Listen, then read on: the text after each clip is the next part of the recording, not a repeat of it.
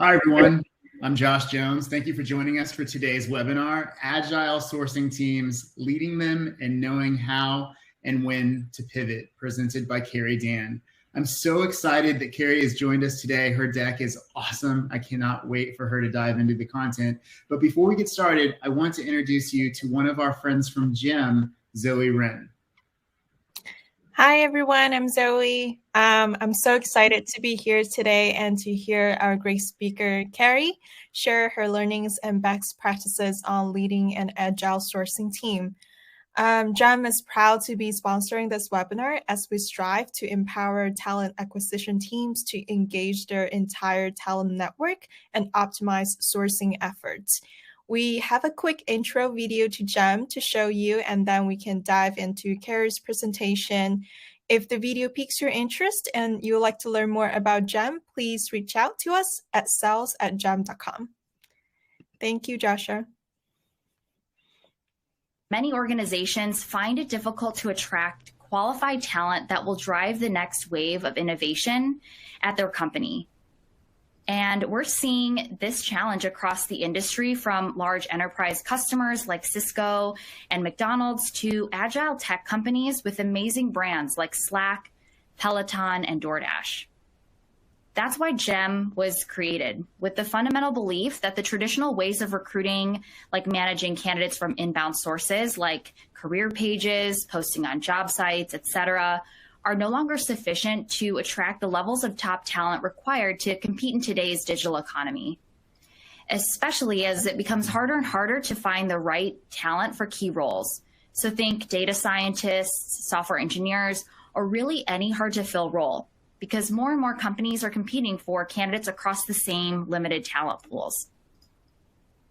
The challenge of maintaining a healthy pipeline is compounded by the need to attract for diverse talent.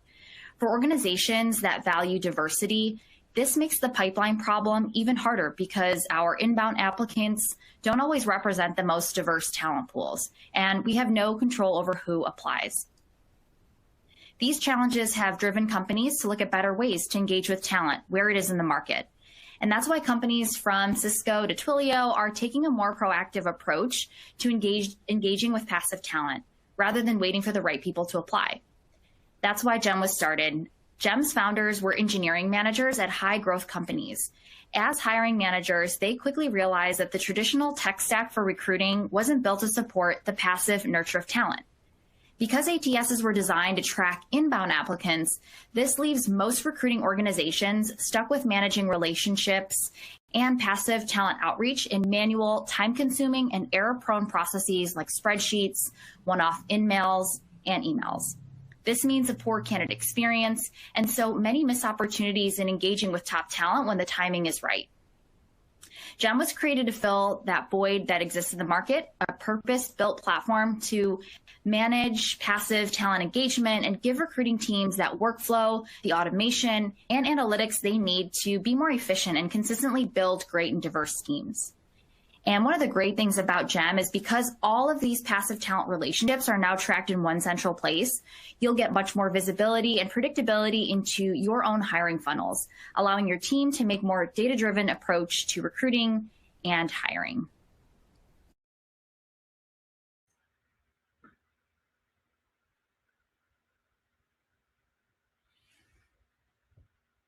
Another big thank you to Jim for making this webinar possible. And Carrie, thank you so much for being here. I will not take up any more time. Take it away. All right, well, thank you for having me, and thank you, Jim, for sponsoring this. I'm Carrie Dan, and I'm going to spend some time today telling you my story, mostly as it relates to sourcing, and share some nuggets of wisdom that I've learned along the way. My hope is that for you, some of this will resonate, but mostly that you will walk away from this webinar with some tangible takeaways that you can use for the betterment of your organization or your team. First, a little bit about me. I'm joining you from the Atlanta Metro, where I work remotely at Momentive, which is formerly known as SurveyMonkey. I think some of you may have heard of it, at least as a survey taker. I'm a sourcing manager, and my scope is everything non-technical at a tech company. So basically, business functions and sales recruiting are supported by my team. I love my job, and I love sourcing. I have 2 kids. They're pretty cute. My family and I like to do fun things like go to baseball games, go boating, and serve in our community. And one last thing, I just have to say it, so I hope no one joining us from Houston drops. Go Braves! I thought I would share a fun fact about my career. Before talent acquisition, my first gig was being a Coast Guard officer on the bridge of a ship. Highlight reel from my time in service includes really cool stuff like mooring a 200-foot cutter, landing a helicopter on the flight deck, and sailing a tall ship across the Atlantic Ocean. And sometimes sourcing is harder than that. So regardless, the reason I want to spend some time talking about my career before jumping into the meat of this presentation is because I want you to know what qualifies me to talk about this content. My sourcing experience kicked off about 8 years ago. I was actually attending a job conference for military veterans when I was recruited by the company that was hosting the event. So this is how I accidentally fell into recruiting, as many of us in the industry would say when we share our story. I went to work for Bradley Morris, which is a veteran staffing firm. I held the title account executive, where I was actually sourcing new clients using LinkedIn Basic and LexisNexis. And then once I sourced a client, I owned the search too. So if they told me they needed a profile that I couldn't find in our ATS, I would go scour the internet and my networks until I found the right candidate that happened to be a veteran too. And it turns out most of the time I was using a very unsophisticated Google X-ray technique, but it was a sink or swim environment and I was determined to swim. And at the time, I didn't really think of myself as a sourcer, but in hindsight, that was totally what I was doing. And it was sourcing that enabled me to swim and see success there. So later, I moved into a corporate environment at Liberty Mutual Insurance, and I've been in one ever since. I stepped into Liberty as a high volume sales recruiter, always blew my sourcing metrics out of the water, and then promoted pretty soon thereafter into a senior sourcing role. What was interesting about my sourcing position at Liberty Mutual and Momentive both, where I currently am, was that I happened to be the original member of both sourcing teams. So I'll tell you more about these experiences as we move through the webinar, but I'll just say that I have seen and participated in quite a few starts and stops, successes and failures as it relates to all things sourcing. I've learned so much, and I'm just so happy to be able to share some of these insights with you all. Here is the agenda for today. As you can see, we're going to cover down on quite a few topics.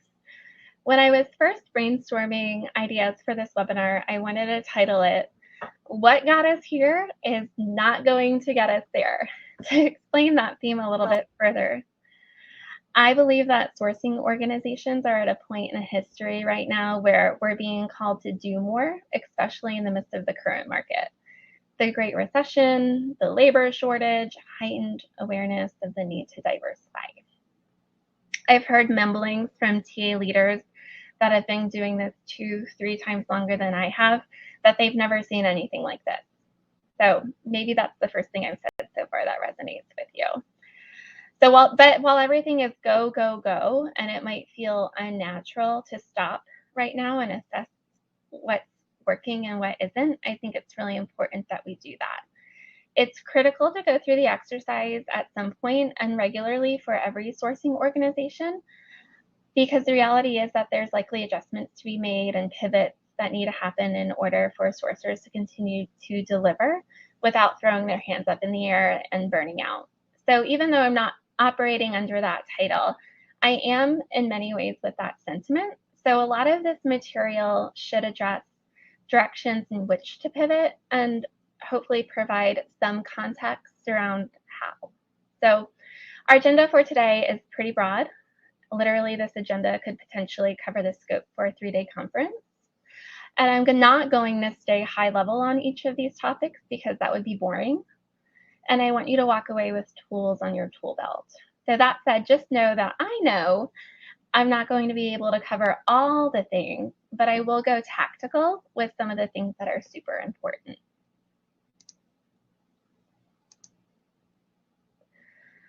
I'm going to start with establishing your scope. So there are many things about all sourcing organizations that I believe to be true. So whether you're new or a long-standing team, a team of 3 or a team of 300, I'd like you to consider these thoughts as it relates to your team. First, it's really important for you to define your deliverables. As a sourcing leader, maybe you walked into an organization where these have already been laid out. Or maybe you've been hired to build out or turn around a sourcing team. Either way, within any sourcing strategy, there needs to be defined deliverables, and the rest of the work entails delivering on them. So where do you start? First, unblur the lines. If it's not already, sourcing should be its own function. This means a few things. Organizationally, it means that sourcers should report into sourcing managers. They should not reporting to recruiters or recruiting managers that are metriced to recruiter performance. This can create conflict when it comes to the care of the sourcer's objectives and ultimately their professional growth. In organizations that I've seen sourcing teams thrive, they're being led by someone who truly understands sourcing fundamentals and can operationalize accordingly. So speaking of fundamentals, if I were to take sourcing down to brass tacks, we'd likely agree that the general mandate of a sourcer is to close recs faster with the best talent. Does that ring true? We are to be experts in engaging and attracting the external market to our jobs. These are the skills that sourcers need to master first and foremost. In my mind, the rest is just whipped cream and cherries on top.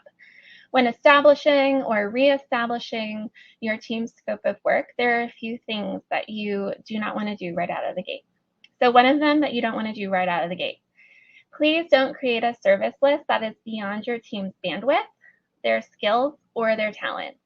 It's so tempting to want to go before your talent acquisition VP and proclaim that not only will your team close recs faster with the best talent, but they'll also do researching and mapping and networking and podcasting and social media marketing and list generation, etc., etc.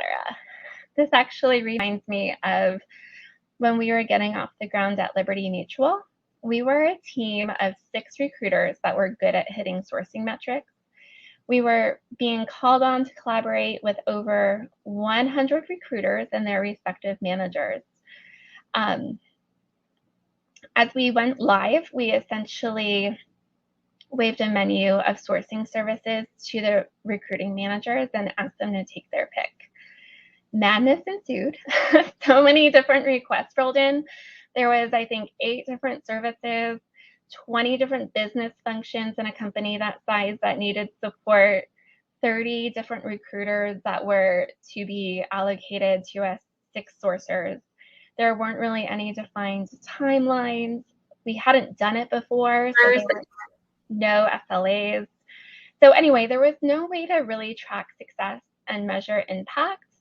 And we were very much, once we went live, thrown into a reactive state, which wasn't beneficial for anybody, including our stakeholders and our internal customers.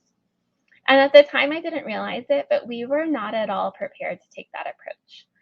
And that was no fault of the recruiting managers. They were just doing their jobs by asking for resources to help their recruiters close recs more quickly. That's what we all want to do. But there were things that should have happened before the madness, like first, education, twofold. First, as sourcing recruiters, we should have been upskilled to sourcers. And I know that's, not very clear what I'm maybe trying to say, but our skills and talents really weren't assessed on an individual level. And no one took the time to say, like, where do these people need to be developed further? So in real life, one of the services on that menu I mentioned was talent mapping. And I had honestly never even used LinkedIn Recruiter before. So it's like, oh, okay, you want me to do talent mapping? Well, I don't know how.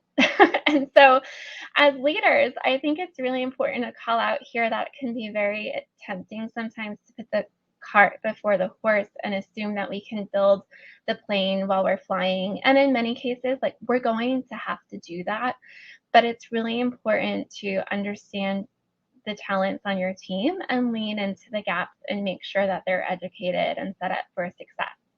And then, like I said, twofold. On the other hand, what should have happened is that the sourcing leaders should have educated the recruiting managers around expectations, and they should have been better informed about fundamentally what we were providing as a sourcing function.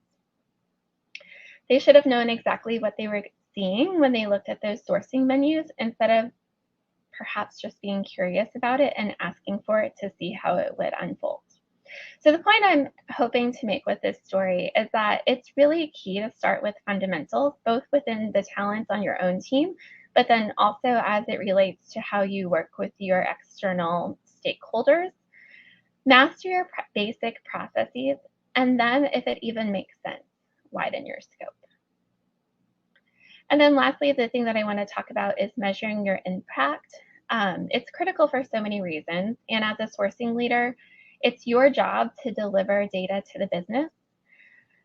And truthfully, unfortunately, at one point or another in all of my roles, I've measured my success using Google Docs or Excel spreadsheets in some way, shape, or form. And honestly, manual trackers are the worst, and they leave room for error, and they're not scalable.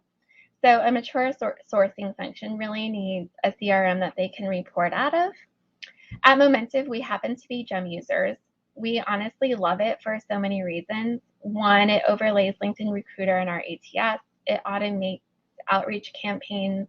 It helps us measure our success against our goals in the reporting function. And as a manager, I love it because, the data tells a story that really highlights all of our efforts. And in this market, data can call out what we are up against. So for example, we are currently working on some roles that formerly had like a 12% outreach to candidate conversion rate. Now, for the past 6 months, we've dropped from 12% to 3%. So instead of letting people assume that we're not performing like we used to, I can talk about trends or challenges. I can show everybody what my team is doing with their time. I can show them that we're actually doing more and driving less candidates through to hire.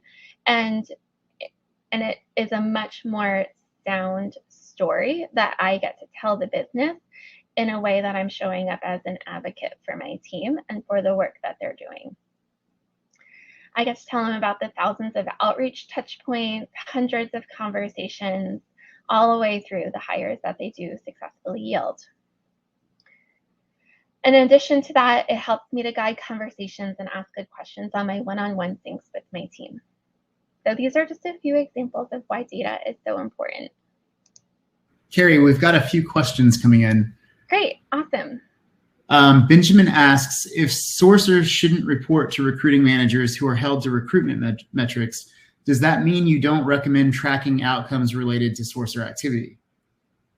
Does that mean, what was the second part of the question, Joshua? Does that mean that you don't recommend tracking outcomes related to sourcer activity?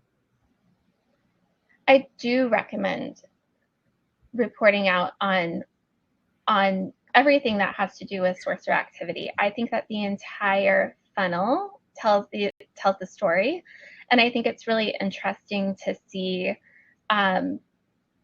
how much outreach needs to go out before somebody turns into an active candidate, and of those active candidates, how many end up being hired.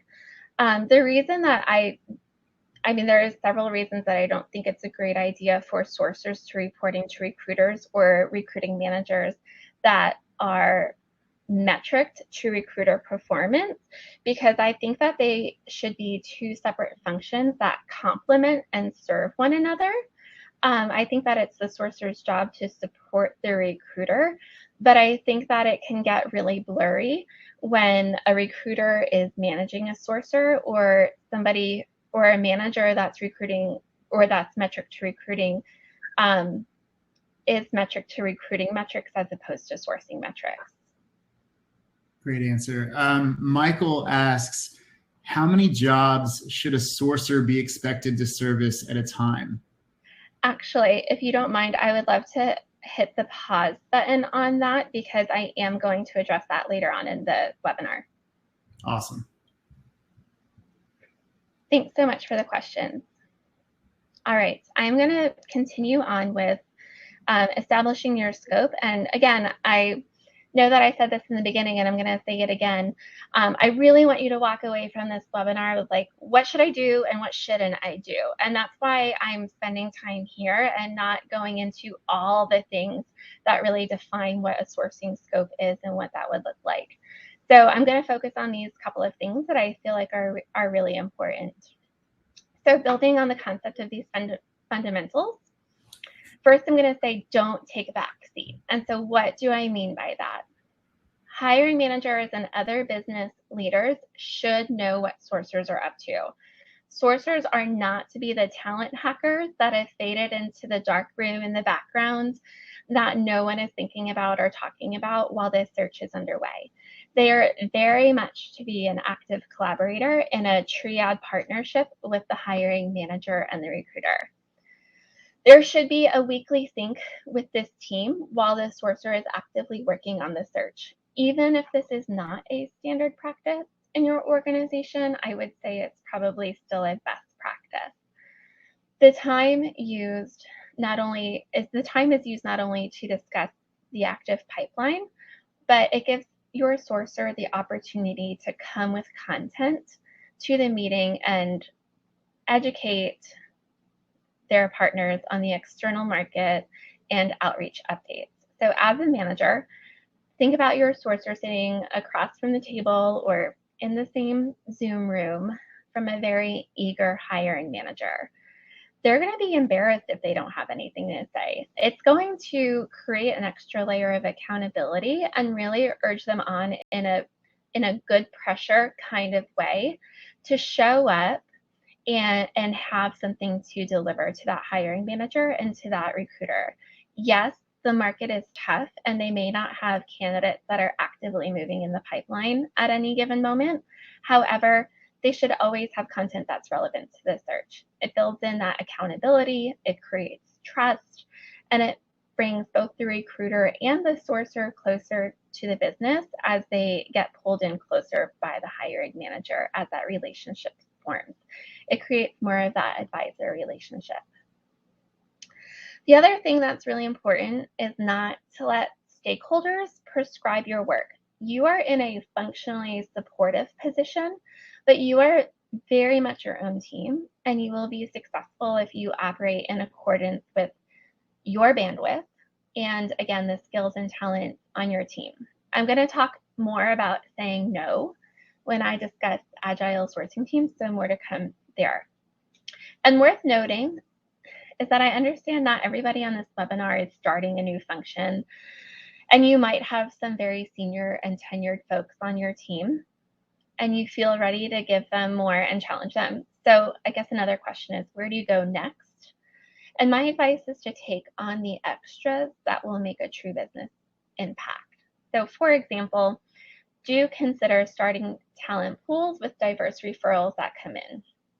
Something we've started doing at Momentive is asking our recruiters to pass along referrals that could increase our racially and ethnically diverse representation for a role that may open in the future. So for example, if a Black female is referred for a staff engineer role, but her experience is better aligned to a mid-level engineer role, one of our sourcers may reach out and ask for an informational interview about that candidate so they can start building that long-term relationship. These relationships turn into talent pools and they result in positive candidate experiences. Another thing you could do is a sourcing event. So again, handles, things that you can take away. Instead of sending out an email saying, hey team, your hiring manager is looking to fill the open role on your team, have any leads? Something you could do is host a lunch session where everyone on the, say, marketing team expenses their DoorDash meal or their Uber Eats meal, not trying to play favorites, while a sourcer jumps on a call, demos how they can use their own LinkedIn network to generate leads that later the sourcer can go back through to qualify and contact. All right. So now that we've discussed scope, let's spend some time talking about leading the team, shifting gears here just a little bit. Developing.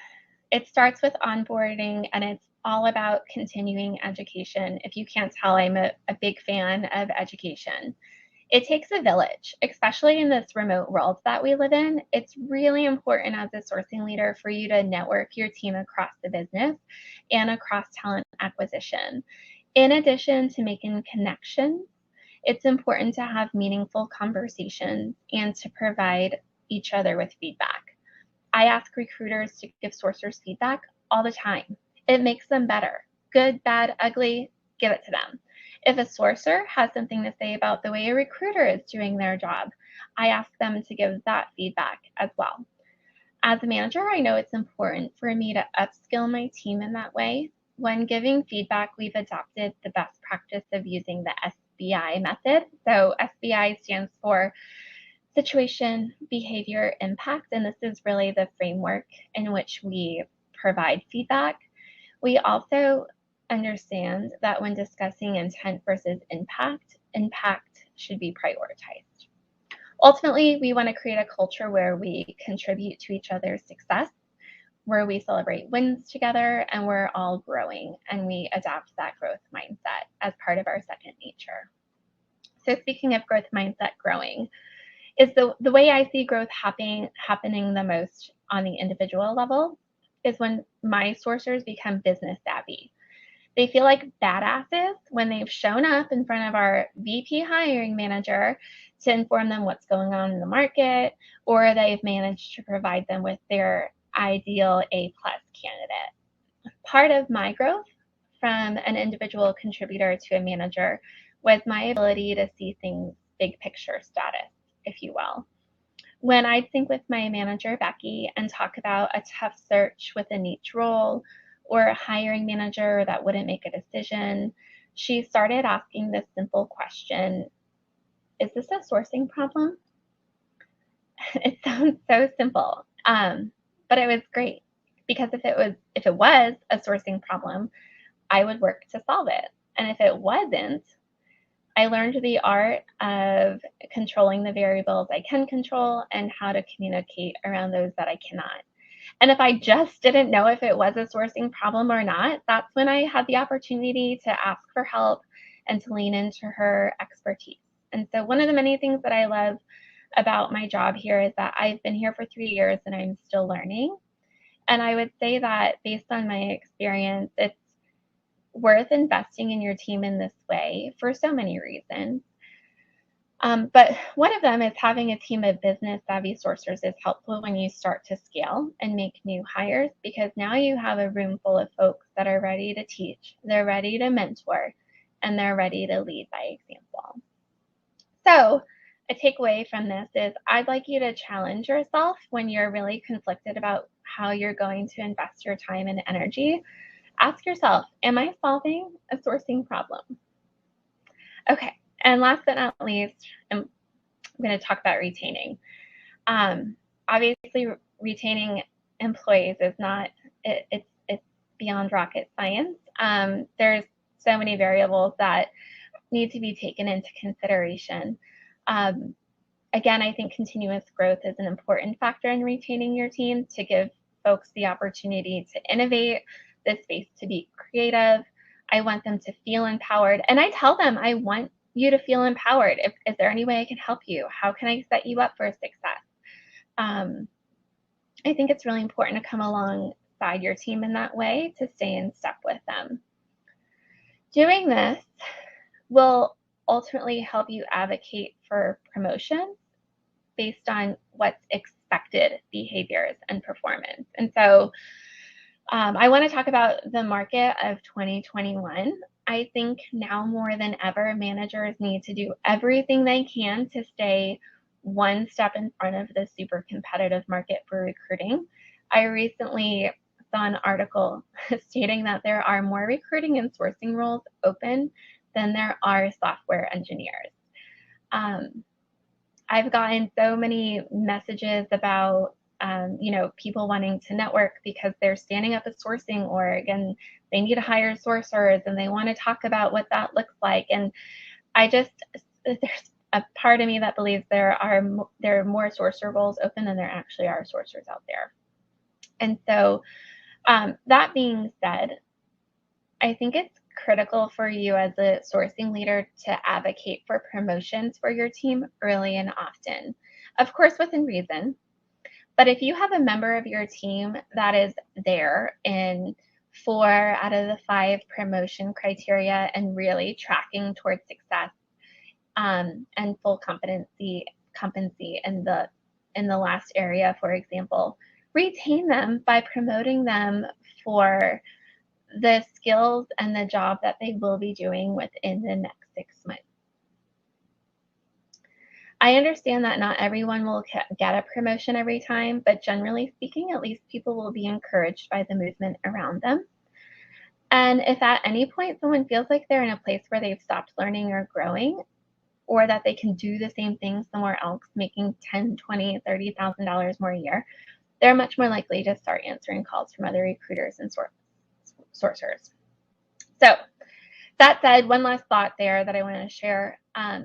I sympathize that retention may be more of a challenge this year than it has before, and that this solution for promoting early is probably way easier to say than do, especially once you start looping in HRBPs and senior level business leaders.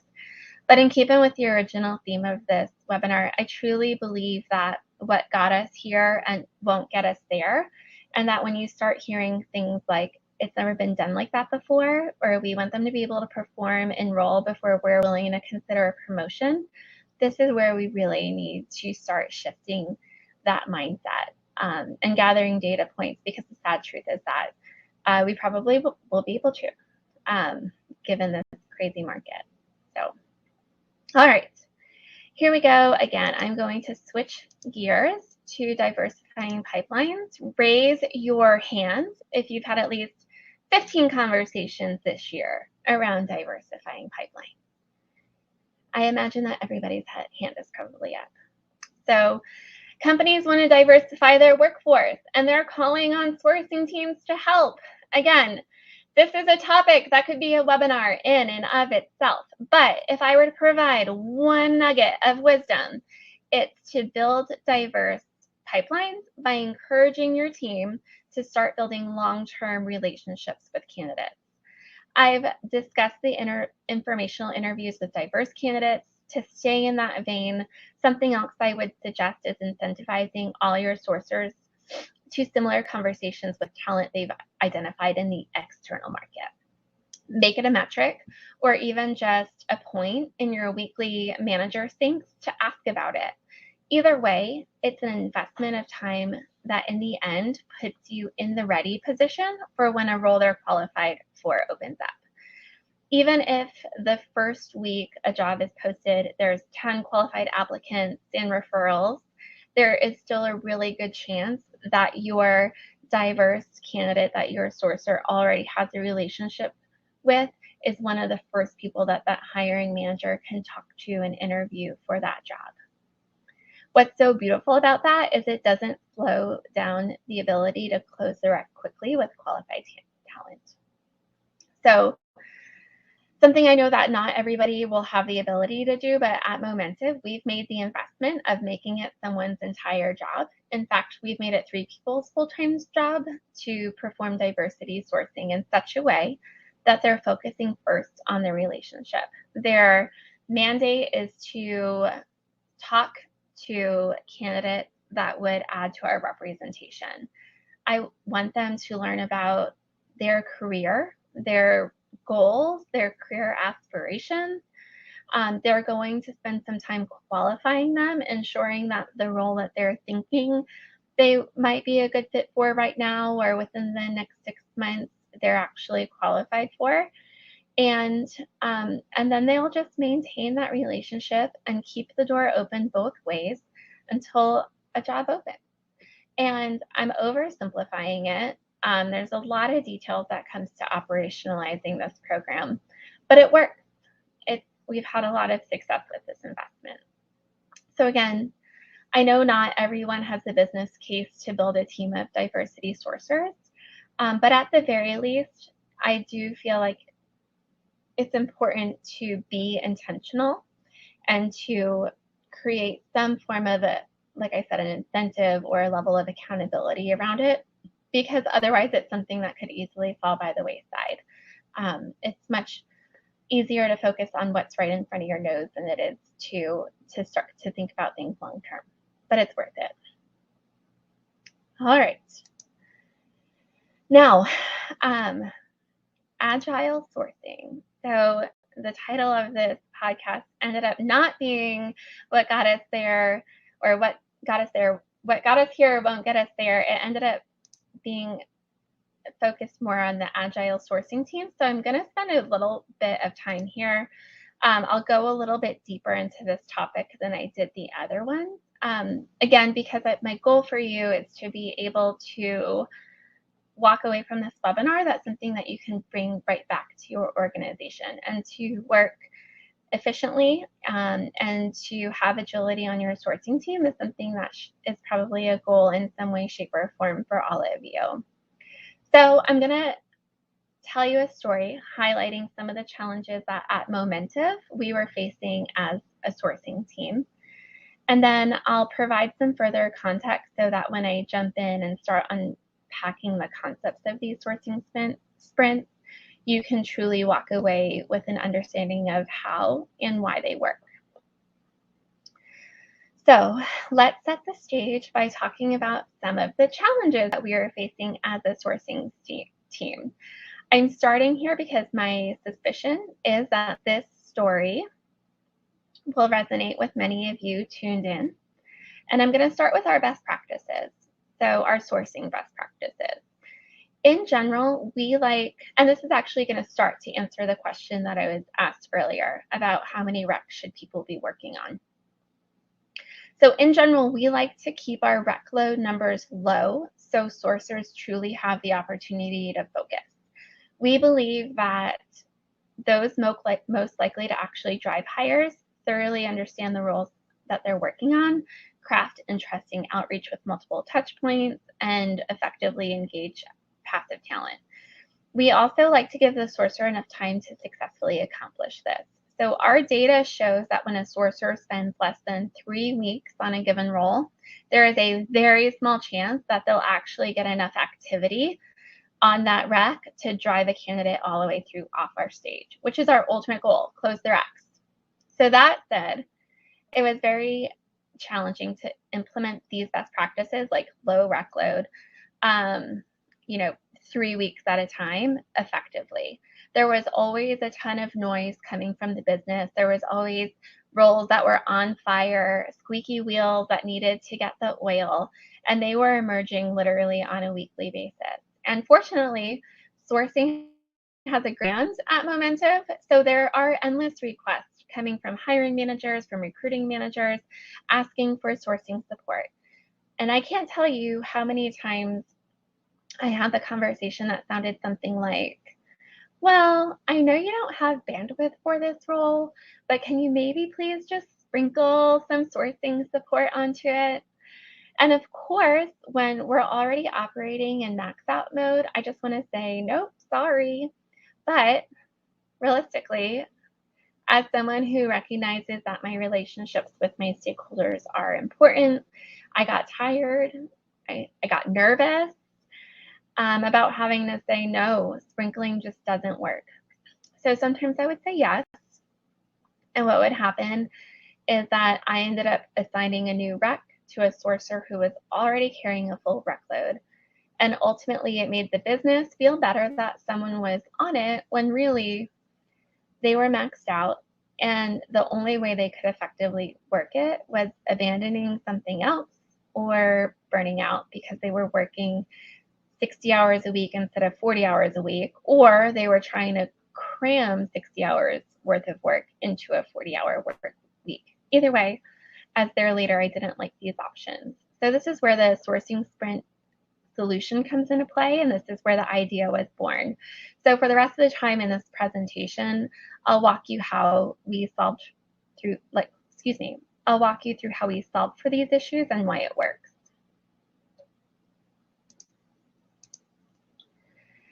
So before I jump in, there are two things that I need to give you context on in order to make this sprint concept comprehensive. First, I should start with what is a sprint? So admittedly, I'm borrowing this term from software developers that follow Agile methodology. Essentially, it's a set period of time in which people complete a specific piece of work. And when it's done, it's done. And they immediately jump and roll into their next sprint. Sometimes they work on something different. Sometimes they continue working on what they were doing in the previous sprint. Regardless, there's always a planning phase in the beginning with goal setting, and there is always a conclusion with an output of the highest possible value, with a ritualistic practice of reviewing work at the end of the sprint. It's an intentional pause that's taken to identify what went well and what could go better. So, and again, this is a workflow that happens continuously over time. The other thing that you should know is at Momentive, we have both functional and diversity sourcers. So again, the diversity sourcers are awesome. Their program is amazing, but it's an entirely different presentation and they don't use the sprint approach. For the sake of this conversation, I want you to have context on how our functional sourcers operate. They are the folks that are assigned specific recs. Their mandate is, again, fundamental to fill the rec faster and with the best talent on the market. They essentially manage the front end of the recruiting process. And again, just wanted to provide you that context. So now that you understand the what we do part, we can talk about how we do it. So drum roll, please. Now that you have the context, let's talk about how the sprints work. The key thing is to define the period of time in which you're working on the prioritized recs. So again, for us, we found that 3 weeks is really a sweet spot. As a sourcer, when you get a role and you know time's up in 3 weeks, it creates a sense of urgency. Like you really have to get in there and make an impact as quickly as you can. After all, like that sprint duration might be the only time and the only chance that you have to work on that role and make a big difference. So there's a few things to call out here.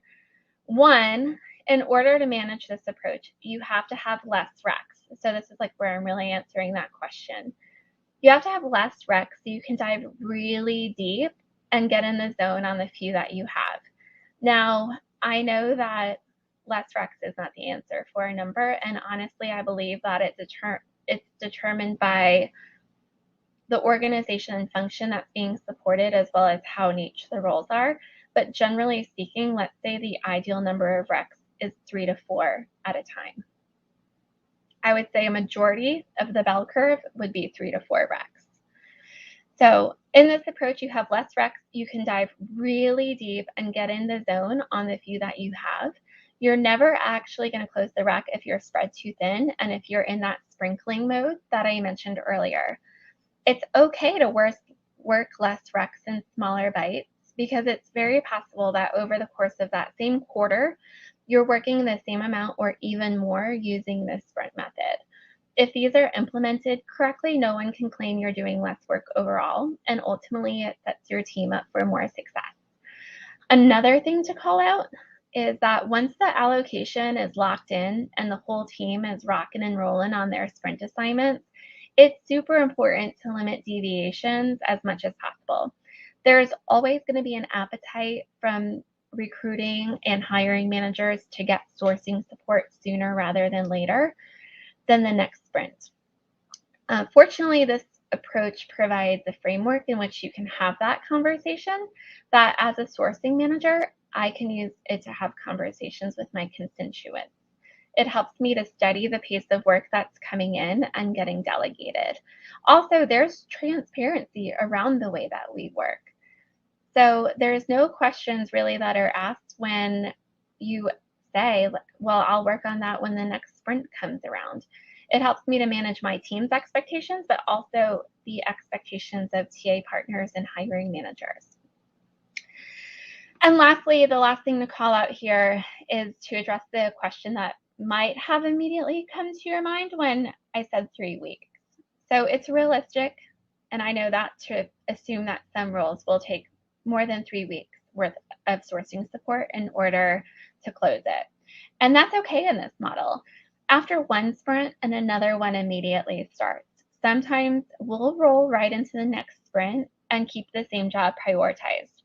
Other times it makes way more sense that we work on it, pause, shift the focus to something else that's on fire, and then at the end of that following sprint, reevaluate and say, okay, do I come back to it? Is it necessary? So the sprint model gives us time and it gives us space to make these decisions and to have these conversations. So now this is the part where I'm diving in deeper. So I'm breaking down that 3 weeks for you. So I'm going to talk about the general workflow that occurs. We always start, like I mentioned, with the planning phase. This is where we set goals around our deliverables, and they're typically metric-centric. So for example, my goal is to have 10 screens on the calendar next week. I want to have at least one on-site scheduled by week 3, etc. Additionally, within the first few days, the sourcer is either having a kickoff or a calibration meeting with the recruiter. They're gathering all the information they need to build great outreach so they can go ahead and get those teed up. And that's key, to get the outreach teed up within the first few days.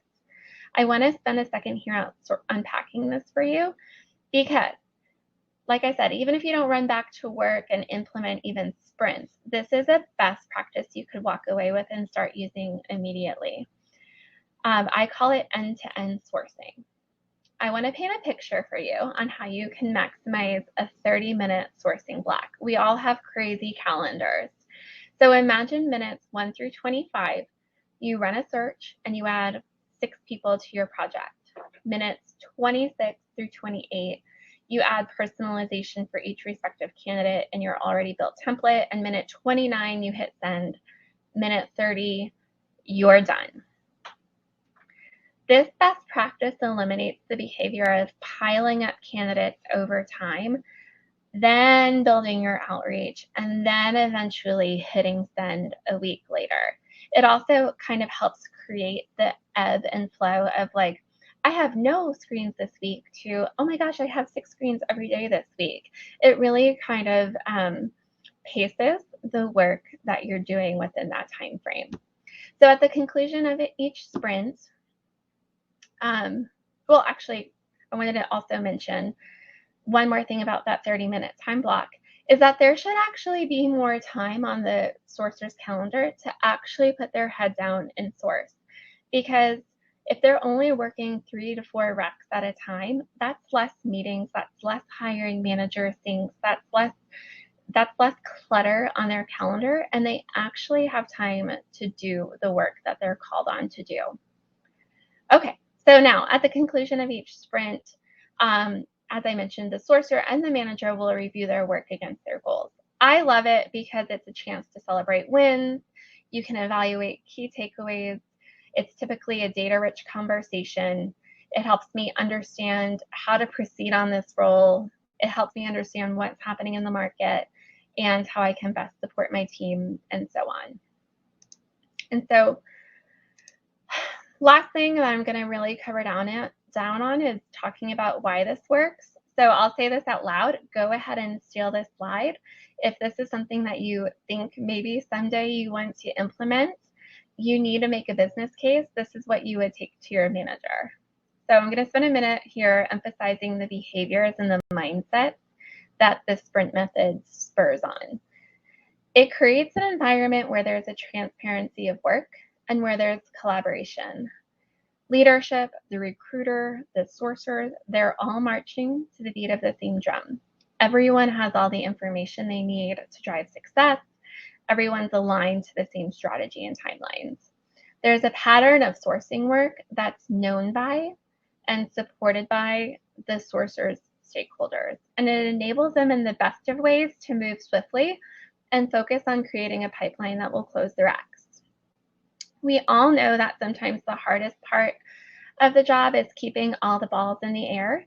And so it limits distractions by studying the noise that's coming from the business. Like I said, it frees up their calendar and it actually takes some of those balls out of the air. So for those that are working on super niche roles that are really, really hard, it can change the way that they're thinking about it. It can change that terrible feeling that they're just going to linger forever, because now there's an end in sight. Going into the sprint, everyone knows what's going to happen at the end of the sprint. No one's surprised by their need for shifting or new priorities being identified. And so that, my friends, that's what agility is. That is agility. And so really the reasons around why it works perpetually go on. And at Momentive, we feel like we've created something really special with the way that we approach our work.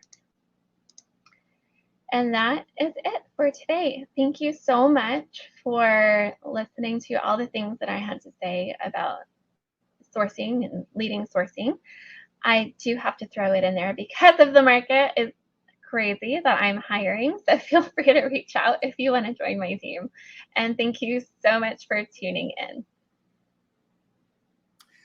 That was great. Wow. And we've actually got quite a few questions. Awesome. So I'd like to get to those in the chat. Give me just a second to scroll down. Sure. Michael asks, for your proactive sourcers, do you have a specific goal as to how many candidates they speak with per week, month, per year for the diversity pipeline? Yes. So we've actually our benchmark is actually that diversity sourcers are speaking to at least 8 candidates that would add to representation at our company per week. And when you do the math, that comes out to roughly 1,200 conversations per year. I will say that the number of hires this will drive is different depending on the organizations that they're supporting. But even with the mandate, like talk to somebody that could fill a role now or maybe later. I know that one of the diversity sourcers on my team, like her last quarter was 9 hires that quarter. So when I say it works, like I truly believe that having those intentional conversations will ultimately be worth the investment in the end. That's awesome. Joshua asks, I'm curious why you have a reactive sourcing model in place by being rec focused. Wouldn't it be more impactful to your business to be pipeline or persona driven in the sourcing model? That's a great question. I am challenged by it because it's a completely different approach to what we've designed. I think it goes back to like the general mandate. Like we operate under the mandate that we want to fill recs faster and close jobs, and that's ultimately what our goal is to do. So we focus on the recs with a portion of our team, and ultimately what happens is we support the hiring plan in that way. And in the meantime, like we are still building a talent pool. We're having conversations. We are staying in touch with passive candidates.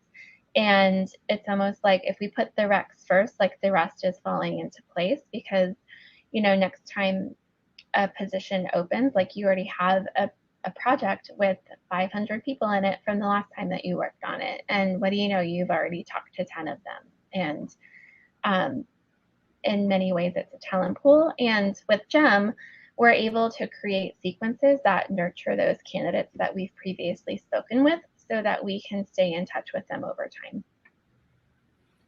You mentioned earlier the relationship first strategy, and I think that's so important to so many different operations that teams are running, especially in this environment.